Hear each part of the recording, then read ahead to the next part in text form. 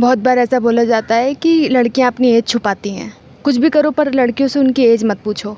पर बॉलीवुड में हम कुछ उल्टा ही सिनेरियो होते हुए देख रहे हैं, जहाँ पे ये जो बॉलीवुड एक्टर्स हैं जो कि अपने पीक बुढ़ापे में पहुँच गए हैं, 60-65, जो लोग अपने पीक एज पे पहुँच गए हैं, 50-60-65 इस एज पे पहुँच गए हैं, फिर भी वो लोग अपनी एज को एक्सेप्ट नहीं कर पा रहे हैं। More than actresses, actors are the people who are more insecure right now of their age. आपने ये फ़ोटो हर जगह वायरल होते हुए देख ली होगी। इस फ़ोटो को देख करके आप बहुत सारी रीज़नेबल और अनरीज़नेबल चीज़ें बोल सकते हो, बट ये कोई नया पैटर्न तो है नहीं। इससे पहले भी ये सब चीज़ें होती ही रही हैं। जितने भी आप बॉलीवुड एक्टर्स को देखोगे, आप कोई भी उनकी मूवीज़ उठा करके देख लोगे, they are under the process of de ageing.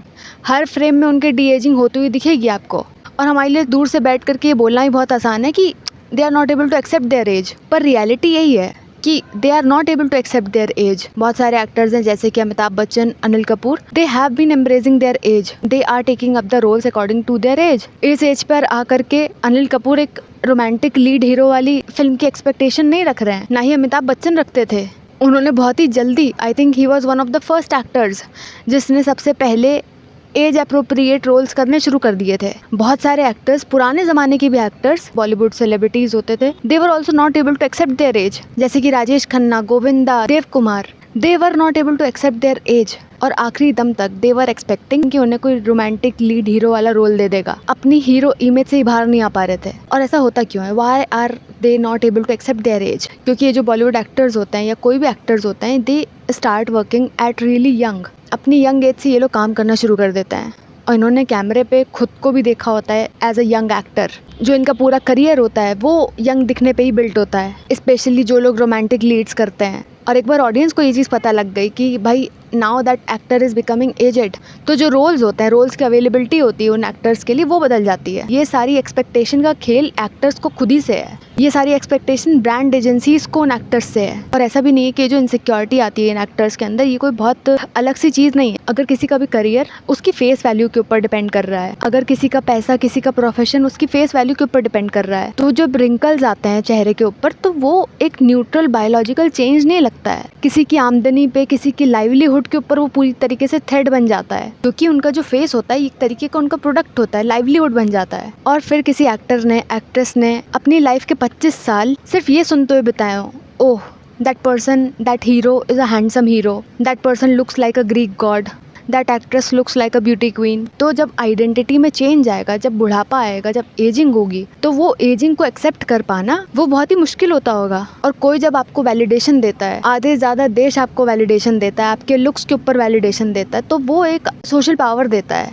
और जब आप एज करने लगते हो, आपके ऊपर बुढ़ापा आने लगता है, फिर वो जो वैलिडेशन होता है वो खत्म होने लगता है। मतलब कि आपकी जो सोशल पावर है वो खत्म हो रही है। और as an audience, as a culture, as a society, हम सिर्फ एजिंग को डिसलाइक नहीं करते हैं। एजिंग को हम समझते हैं कि कोई बहुत बड़ा लॉस है। कोई अपने बुढ़ापे को प्रेस करते हुए नजर नहीं आएगा आपको। आपको हमेशा ये बोलते हुए लोग सुनाई देंगे, अरे यार बुढ़ापा आ गया हमारे, तो वो तो बुढ़ा हो गया है, वो तो बुढ़िया हो गई है, ऐसे आपको बोलते हुए लोग नजर आएंगे। हमेशा बुढ़ापे के साथ में, एजिंग के साथ में आपको डिस्गस्ट वाली फीलिंग एसोसिएटेड मिलेगी। जब नॉर्मल लोग अपनी एजिंग को एक्सेप्ट नहीं कर पाते, जिनका कैमरे से, फिल्मों से, बॉलीवुड से कहीं से कोई लेना देना नहीं है, वो लोग नहीं एक्सेप्ट कर पाते हैं अपनी एजिंग को, अपने बुढ़ापे को, तो हम एक्टर्स से उम्मीद लगा रहे हैं कि वो लोग अपनी एज को एक्सेप्ट कर लेंगे।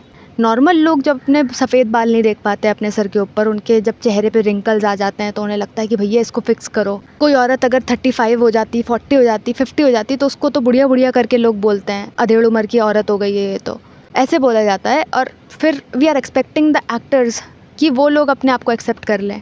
एज अ सोसाइटी हमने ये चीज़ खुद बिल्ड करी है कि अगर कोई अपनी एक्चुअल एज जैसा दिख रहा है, अगर कोई 35 साल का है, 40 साल का है, वो अगर 40-45 साल का लग रहा है, दिख रहा है वो 40-45 साल का, तो उसको एज अ पर्सनल फेलियर माने जाने लग गया है। और एक्टर्स के लिए तो उनकी जो ब्यूटी है, उनकी जो सुंदरता है, वो सुंदरता है भी नहीं, वो उनके लिए एक तरीके की इकोनॉमिक कैपिटल है जिससे पैसा आना है उनके घर में।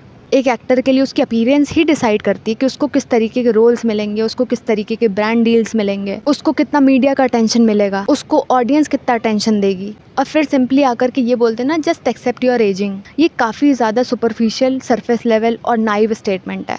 इमेजिन आप एक एक्टर हो 25 साल के और आपको ऑडियंस अपने दिमाग में उस 25 साल की इमेज में स्टोर कर चुकी है, फिर आप हो जाते हो 50 साल के, पर ऑडियंस के दिमाग से, आपके खुद के दिमाग से आपकी वो 25 साल वाली इमेज ही नहीं निकल पा रही है। एक्सेप्ट एजिंग ये अलग चीज़ है, इकोनॉमिक जहाँ पे वैल्यू आपको क्रिएट करनी है वो भी एक चीज़ है। एक एज तक आकर के आपको अगर ये सारे प्रोसीजर्स करवाने पड़ रहे हैं, दैट इज़ ऑल्सो एक्सेप्टेबल, क्योंकि भाई आपको वो टेक्नोलॉजी वो आज एग्जिस्ट करती है, तो I think you will make a use of it. But at 50, 60, 65 कि आपको वो ऑब्सेशन ही हो जाए कि मैं 60-70 साल का हूँ, still I want to be a hero, I want a younger heroine for my self. मेरी एज है 60 साल, बट स्टिल मुझे 24-25 साल की ही हीरोइन चाहिए अपने आगे। This is where it becomes dicey.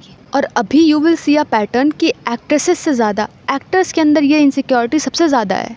ऐसी कौन सी एक्ट्रेस है 60 साल की, 55 साल की, आपने देखी होगी, still she is wanting a heroine role of 25 साल, 30 साल। ये सारा इंक्लिनेशन मेल एक्टर्स में ज़्यादा दिखाई पड़ रहा है कि जहाँ पे 60 साल के हो चुके हैं, 65 साल के हो चुके हैं, but still they want a younger heroine. They want कि उनका हर फ्रेम डी एज होना चाहिए। यंग दिखने का उनके अंदर इतना ऑब्सेशन आ चुका है कि they want perfect skin, perfect 6 pack abs. अब टेक्नोलॉजी है तो कॉस्मेटिक प्रोसीजर्स भी करवा लेंगे। और अब आप सलमान खान, शाहरुख खान, सोहेल खान, इन सब के केसेस में देखोगे तो उनके केस में camera has been unforgiving. Movies में आप अपने आप को 35, 36, 40 साल का दिखा सकते हो, 25 साल का दिखा सकते हो, पर reality is not the same. Reality में यू आर 60। और जैसे जैसे इवोल्यूशन होता है वैसे वैसे ऑडियंस भी इवॉल्व करती है। पहले होता होगा ऐसा कि जहाँ पे जो ऑडियंस होगी वो चाहती होगी कि भैया तुम यंग दिखो, जो हीरो है वो यंग दिखना चाहिए, जो लीड एक्टर्स हैं वो यंग दिखने चाहिए। पर टाइम के साथ साथ ऑडियंस भी इवॉल्व होती है। आज की ऑडियंस मेजॉरिटी, मुझे नहीं लगता है कि दे वांट कि सब भैया हीरो जैसे दिखें, जैसे आप 20 साल पहले दिखते थे आज भी वैसे ही दिखें। और अगर एज होने के बाद भी अगर आप कैरिज्मेटिक रहोगे, आप अच्छे रोल्स चूज़ करोगे, तो audience will automatically accept you. Audience will always accept the actors. कोई नहीं चाहता है सलमान खान को एट द एज ऑफ 60 कि वो 30 साल का हीरो की तरह बिहेव करें। कोई चाहता हो भैया तो अलग बात है। अगर ऐसा कोई चाह रहा है तो हो सकता है कि कुछ परसेंटेज हो वो ऑडियंस का जो हीरो की तरह देखना चाहता है सलमान खान को, शाहरुख खान को, और जो भी लोग हैं ये। क्या आपको सिर्फ उन्हीं को केटर करना है या लार्जर ऑडियंस को केटर करना है? और जैसे जैसे ये इनसिक्योरिटी रहेगी, चाहे ये मेल एक्टर्स हो, फीमेल एक्टर्स हो, अभी पर्टिकुलरली मेल एक्टर्स में, तो इनका भी बढ़िया सा भैया बिजनेस मॉडल है। क्योंकि अगर आपको 6 पैक एब्स चाहिए हैं तो आप बॉडी स्कल्पटिंग करा सकते हो, बोटॉक्स करा सकते हो, फिलर्स करा सकते हो। जो चीज़ें फीमेल्स के लिए अवेलेबल थी वो सब आप करवा सकते हो। Where there is an insecurity, वहाँ पे बिजनेस तो अवेलेबल होगा ही होगा। जो ज़्यादातर ऑडियंस है वो एक्सेप्ट कर लेगी इन्हें in the age appropriate roles. और जो छोटी परसेंटेज ऑफ ऑडियंस को ये लोग केटर करना चाह रहे हैं, जो इन्हें हीरो के रोल्स में देखना चाहती है, वही ऑडियंस है जो इनको सबसे ज़्यादा पुश बैक करती है। जिस स्मॉलर परसेंटेज ऑफ ऑडियंस को ये लोग केटर करना चाहते हैं, उसके लिए तो आप कभी बूढ़े नहीं होगे। उसके लिए आपकी एज बढ़ना मतलब कि आपकी वैल्यू में डिक्लाइन होना जैसा है। आपका बूढ़ा होना आपकी वैल्यू में डिक्लाइन होना है, तो वो कभी एक्सेप्ट नहीं करेगी।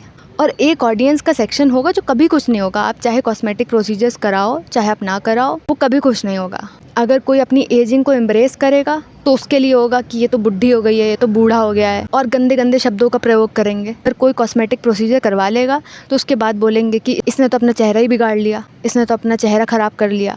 बोटॉक्स करवा लेगा कोई तो उसको बोलेंगे ये तो नेचुरल नहीं दिखती है। बोटॉक्स नहीं कराएगा तो बोलेंगे कि कितनी गंदी लगती है। वेट गेन कर लेगा तो बोलेंगे कि ये तो अनहेल्दी है, फिगर कहाँ गया इसका। अगर आप उस सेक्शन को केटर कर रहे हो, you will never ever win.